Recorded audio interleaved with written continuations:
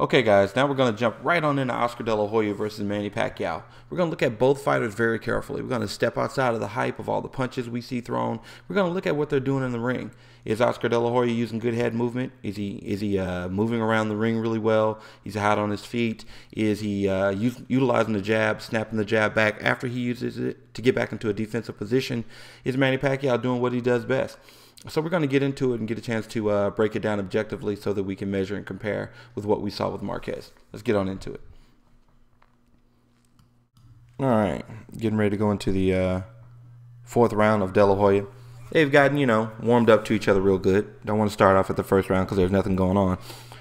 So we're going to look at the replay of just what's going on so far. Flat-footed, just catching jabs all day. Flat-footed De La Hoya, head not moving, gloves wide open, standing still. Flat-footed, standing still. Head standing still, flat-footed, head still, flat-footed, taking jabs. Just all up the center, all up the center. So going into the fourth round, 2 minutes, 54 seconds left. Here we go. See, De La Hoya is actually stalking him, but with no purpose. Still very flat-footed, no head movement to the left or to the right. Gloves are wide open. Look at that. Look at De La Hoya's feet. Pay close attention to his feet. Close attention to those feet. Wide looping, huge, wide punches. Not very accurate at all. Look at that. Guard not up, guard not prepared. His reflexes are just completely dull. Now, a fighter is who a fighter is, but this is the reason we're looking at these videos. We're looking at these videos so that we can just properly gauge just the level of competition. Manny Pacquiao's doing what he was doing against Marquez. Head moving to the left and right, throwing left jabs, right jabs, keep moving around the ring. But Oscar De La Hoya is actually stalking, so to speak, Manny Pacquiao, but with no purpose. No purpose at all. Caught him with a nice right there. Not establishing his jab at all. And whenever Pacquiao rotates around him to his right, he's always turning, De La Hoya turns his torso to the right. You see that? Instead of bouncing out and stepping, he's turning his torso. And he's just getting picked apart right now. Just getting picked apart. Guard is not up, head is not moving at all. Just a statue standing right in front of you, ready to get hit. And whenever Pacquiao attacks, oh, that was a nice bounce back by Oscar. Oscar bounced out of that one. That was very surprising. But the difference is, you see right there he bounced, but the difference is when he bounces back, he's not bouncing back to set up a counter like we saw with Marquez. See, look at that. No head movement at all. Not bouncing back to set up a counter. That's just not Oscar. That's just not what Oscar's doing tonight. But this is what we talk about. This is why we're looking at just the differences in level of competition. And, some people will say, yeah, Oscar's older, Oscar's da-da-da. You know what? Yeah, he's older, but that contributes to how poor of a fighter he was that night. That contributes to how poor of competition he is. And so we want to get an accurate view of how much Pacquiao has improved, but it's hard to get an accurate view of it if he's fighting bums. Look at that. No head movement at all. Show some springiness, some liveliness, some counterpunching. Yeah, just every now and then he's making a move. Feet are completely flat, sitting there eating jabs from a guy who's 6 inches shorter than him. You can see all of these punches coming.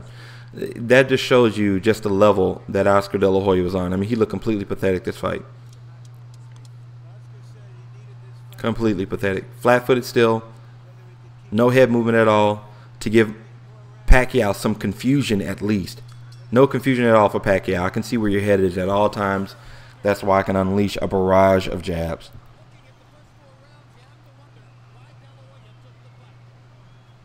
So that's going to be the end of the fourth round right there. We're going to move on to the next fighter. All right, man, we're jumping right into Cotto. Yeah, we're just going to jump right into Cotto.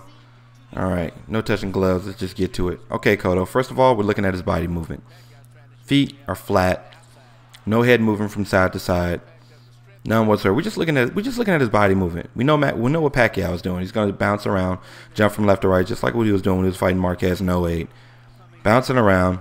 Look at Cotto standing still. I'm just waiting on you.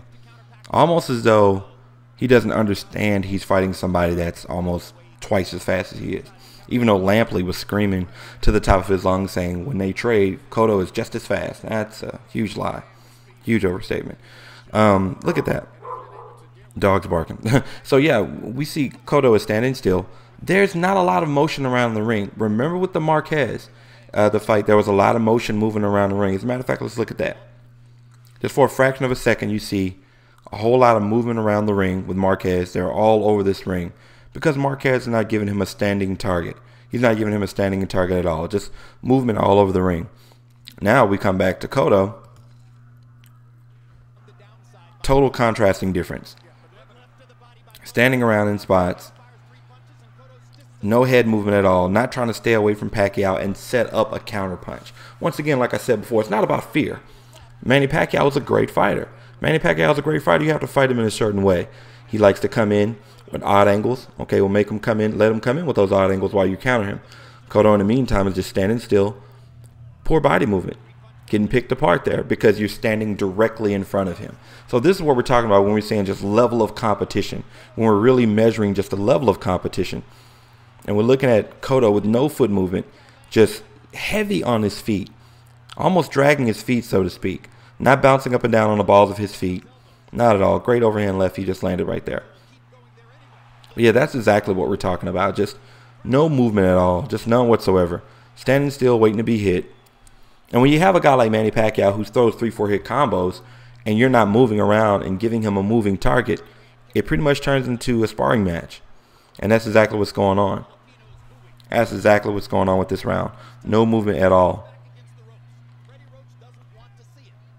Same thing. As you can see, the video is even much smoother because these guys aren't moving to the left and to the right at all.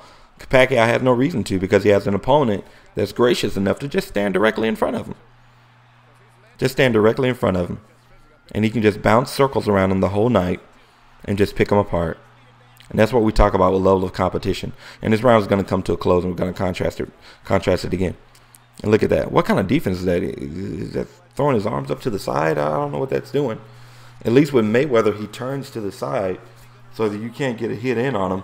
I don't know what this is that Cotto is doing when he's doing this. Just poor competition, just standing directly in front of him. This round here is an indication of how the rest of the fight's going to be. So Jim Lampley was saying that Cotto can take this punishment. Jerry Merchant said we've seen Cotto come back from stuff like this. But if you're half of a boxing fan with a brain, you know that nobody's going to be able to take all those hits for the entire fight. And Manny Pacquiao is not going to get tired.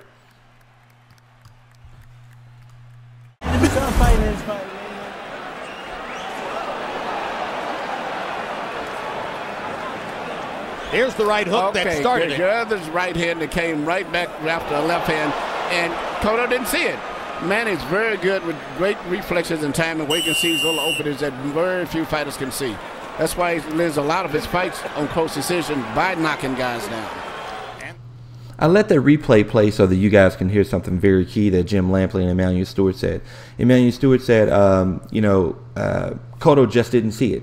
Manny Pacquiao throws these shots where very, very few fighters can see him. And we're going to see exactly what he means by very few fighters can see him. I don't think he meant this, but I'm going to give you an example of what he's saying very few fighters can see him. Because the way that Manny Pacquiao attacked Cotto should have looked very familiar to you guys. Let's check it out and see why it looks so familiar. Here we see Pacquiao coming to the right, left, on the right combo. Poor shoulder movement. I don't know what the hell kind of defense that is from Cotto. Evan catches one more for good measure. And we see him coming in. So right. Let's see. Let's say right, left combo. What could he have done differently? I wonder. Seems like he just didn't see it coming. What could he have done? This looks very familiar because the same thing Marquez that he did to Marquez. Right, left, right combo, which he's been using for years. Except Marquez just perfectly times the right, left, right combo. Only thing that Cotto could have done was just backstepped it and countered. But Cotto's not good enough. He doesn't have it in his repertoire. It's just not good enough. All he had to do was just backstep, boom, bam, and boom, and could have taken care of that. That's what I mean by difference in skill set. Just those little things. Just backing up, getting on the balls of my feet, staying away from this guy, just so I can go ahead and effectively counter him. And just like in the beginning of the second round, actually, Manny Pacquiao tries the exact same 3-hit combo. And you can see where Marquez just backpedals away from it. where he actually gets the chance to get a good look at what he's doing, and he measures it, and he's prepared for it later on. This is what I mean by difference in skill set and what we're talking about when we're saying we want to see if Pacquiao has improved, but it's hard to tell if he's really improved if he's fighting against guys who are not even at least as good as Juan Marquez, who is the benchmark right now as far as opponents that Pacquiao's faced. Now we're looking at round 4, minute and 48 seconds into it. We see more of the same. Just look at how poor the defensive technique, and the lack of foot movement and head movement that we're going to see from Cotto. Chopping punches, starts punching him on the inside, wide looping punches from Cotto. Now when Pacquiao starts going off, he just can't. He has no head movement at all to get away from him, to keep away from him. This is what I'm talking about, poor competition. Just look at that. No defense at all. Pacquiao was rotated to the left. He didn't know where he was. It's quite pathetic. Whereas let's see how Marquez handles a barrage from Pacquiao. We can see that he's backpedaling, staying calm, back countering when the openings are there. Pacquiao gets excited, he backpedals out of it, throws a counter, backpedals, throws a counter. Very nice little tangle there. But that's just the difference. Instead of taking a barrage head on, he's backpedaling, and now the fight's settled down again. Relaxed in the middle of the ring, not because of Pacquiao wants it that way. It's because Pacquiao has to fight this way because this man is backpedaling away from his attacks. And that's what we're talking about, level of competition. So when I look at the level of competition that Pacquiao's faced with, the most recent 6 fighters, none of these guys, measure up to Juan Marquez. And so, I can't invest so much. I can't put too much into the last 6 fights that Manny Pacquiao has had. And yes, once again, you'll hear me say 6 fights, and it's like, man, that's a lot of fights to just totally disregard. But look at the competition. I mean, if I'm fighting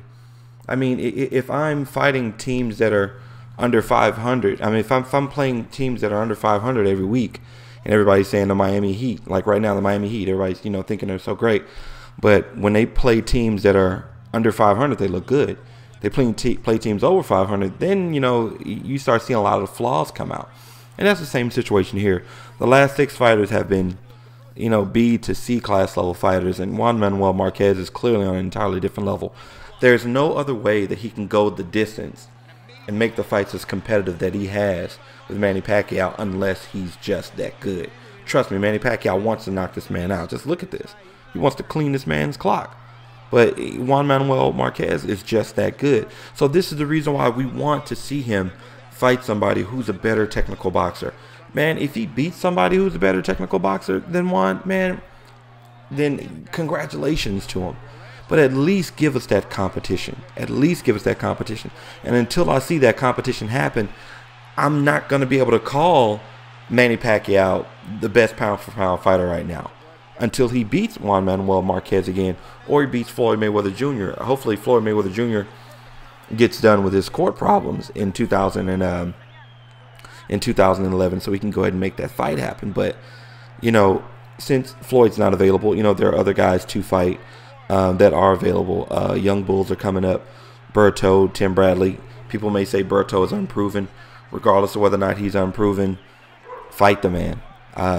Fighting Sugar Shane Mosley, it's going to be a little bit of a dangerous fight, but he's nowhere near the technician that Marquez is and Floyd Mayweather. So we all pretty much know how that fight's going to go. We know that they're going to promote it and say, oh, this person's dangerous, that person's dangerous. Yeah, they're dangerous, but we really know how that fight's going to go. So I hope you guys really enjoyed the video. Yeah, Manny Pacquiao has improved. It's not a night and day difference, though, but he has improved on his right hand, upper body and head movement, and jumping in and out and timing. But it's not a night and day difference, and but it looks that way when you're fighting B and C class level fighters who just stand in front of you with no defense, poor head movement, and slow hands. So that's the reason why we need this trilogy in boxing. They definitely, Marquez and Pacquiao, need to fight for the 3rd time. It's the best fight out there for Pacquiao right now. Kind of reminds me, and as far as him fighting bigger and stronger fighters, that really means nothing when your skills far outmatch him. That's like when Roy Jones fought Ruiz, 33 pounds difference, but it didn't matter because Roy Jones' skill level was just that great. So it is what it is, but that's how marketing goes, right? So let me know your feedback, guys. I definitely appreciate and respect anything you got to say. Hope to bring another good video to you guys, and keep on enjoying boxing.